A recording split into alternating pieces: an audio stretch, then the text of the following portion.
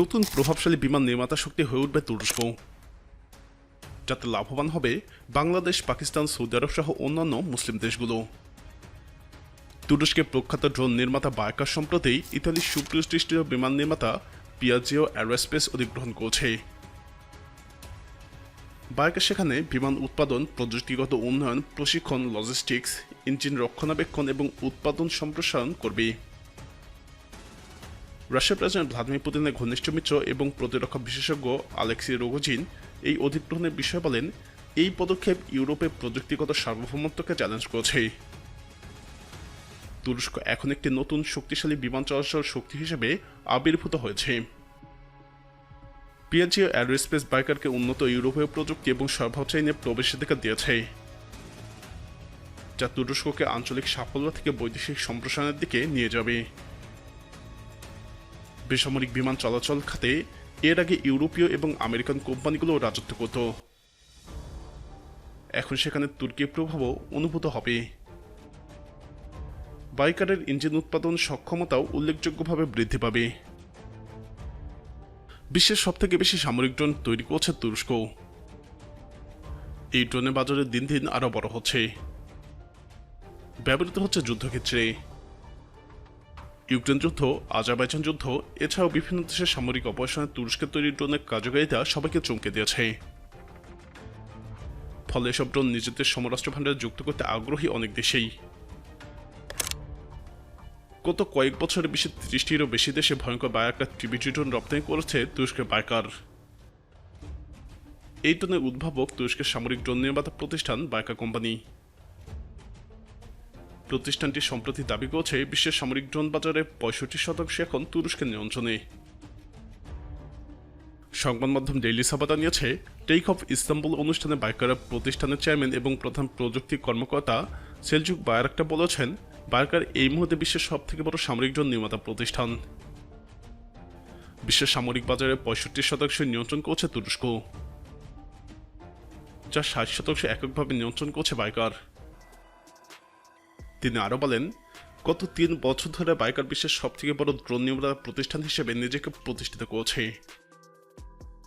বর্তমানে নিকটতম প্রতিদ্বন্দ্বী আমেরিকার ড্রোন নির্মাতার চেয়ে বায়কার 3 গুণের বেশি বড় ব্যবসা প্রতিষ্ঠান। বায়কারের প্রতিষ্ঠাতা বলেন, বায়কার টিবি2 বর্তমান সারা বিশ্বের সবথেকে বেশি রপ্তানি হওয়া ড্রোন। গত বছরের আগস্ট মাস পর্যন্ত 34টি দেশে বায়রাক্টার টিবি2 এবং আরও 10টি দেশে আকাঙ্ক্ষী ড্রোন রপ্তানি চুক্তি করেছে বায়কার। তুরস্কে প্রতিরক্ষা উপকরণ রপ্তানি খাতের 1/3 নিয়ন্ত্রণ করছে বায়কার। 2023 সালে বায়কারের রাজস্ব আয়ের 90% এসেছিল বিদেশি বাজার থেকে। কোম্পানিটি এবছর $180 কোটি সমমূল্যের বিদেশি ড্রোন রপ্তানি করেছে। এর আগের বছর এর পরিমাণ ছিল $120 কোটি। তুরস্কে প্রথম মানুষবিহীন যুদ্ধবিমানও নির্মাণ করছে বায়কার। এটিকে এই ধরনের স্বপ্নের প্রজেক্টও বলা হয়।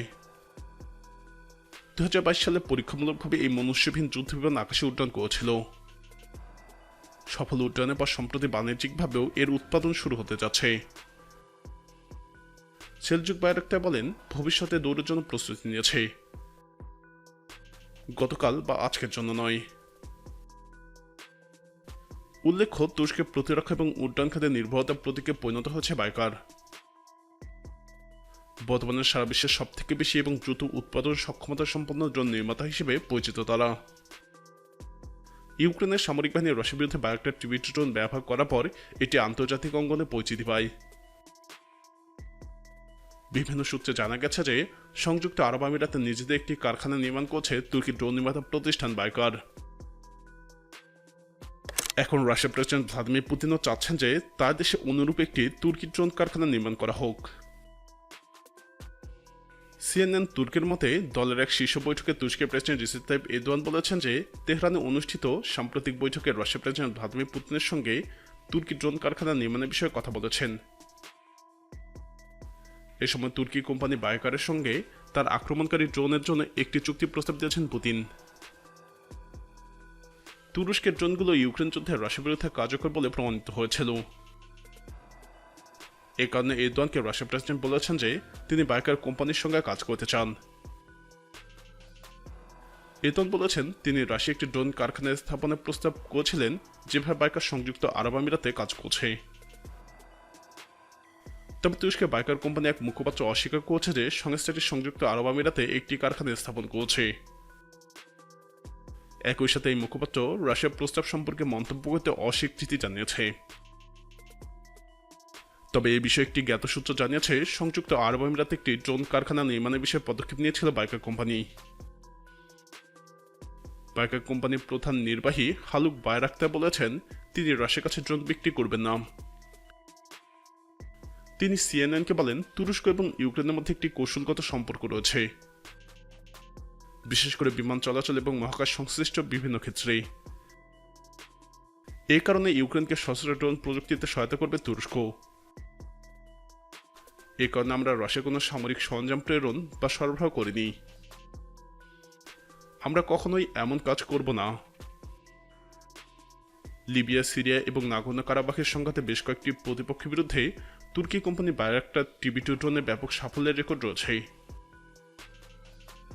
কিন্তু ইউক্রেনের রাশিয়ার আগ্রাসনের আগ পর্যন্ত অত্যাধুনিক ইলেকট্রনিক ওয়ারফেয়ারের সক্ষমতা এবং অত্যাধুনিক বিমান প্রতিরক্ষা ব্যবস্থা সম্বলিত সেনাবাহিনীর বিরুদ্ধে এগুলো ব্যবহার করা হয়নি। এখন পর্যন্ত এই ড্রোনগুলো ইউক্রেনের ভূখণ্ডের গভীরে মোতায়েনকৃত রাশিয়ান সেনাদের মোকাবেলায় অত্যন্ত কার্যকর বলে প্রমাণিত হচ্ছে। আনম্যান্ড এয়ার ভেহিকল বা ইউএভি তথা ড্রোন বাজারে 65%ই তাই বর্তমানে তুরস্কের নিয়ন্ত্রণে। প্রকাশিত প্রতিবেদন বলা হয়েছে বর্তমানে ড্রোন বাজারের 60 থেকে 65% এককভাবে নিয়ন্ত্রণ করছে বাইকা নামের প্রতিষ্ঠান। যুদ্ধের উপযোগিতার জন্য তাদের সশস্ত্র ড্রোনগুলো খুবই জনপ্রিয়। প্রতিষ্ঠানের চেয়ারম্যান এবং প্রধান প্রযুক্তি কর্মকর্তা Selcuk Bayraktar tech of Istanbul অনুষ্ঠানে এই তথ্য জানান। গত 3 বছর ধরে বাইকা বিশ্বের সবথেকে বড় ড্রোন প্রতিষ্ঠান হিসেবে নিজেকে প্রতিষ্ঠিত করছে। বর্তমানে নিকটতম প্রতিদ্বন্দ্বী আমেরিকার ড্রোন নির্মাতাদের চেয়ে বাইকা 3 গুণের বেশি বড় ব্যবসা প্রতিষ্ঠান, এমনটি জানিয়েছেন বায়রাক্তার। প্রিয় দর্শক, তুরস্ক ইতালি বিমান নির্মাতা প্রতিষ্ঠানকে কিনে নেওয়ার পর তুরস্কের অস্ত্রশিল্পে সেটি প্রভাব কি দাঁড়াতে পারে? আপনার মতামত কমেন্টে জানান। তুরস্কের ড্রোন সহ অন্যান্য অস্ত্রশস্ত্র নিয়ে আরও জানতে আমাদের চ্যানেলটি ভিডিও ট্যাব থেকে ঘুরে আসুন। এই ভিডিওটি ভালো লাগলে লাইক বাটনে ক্লিক করুন। ভিডিওটি আপনার বন্ধুদের সাথে শেয়ার করে তাদেরকেও ভিডিওটি দেখার সুযোগ করে দিন।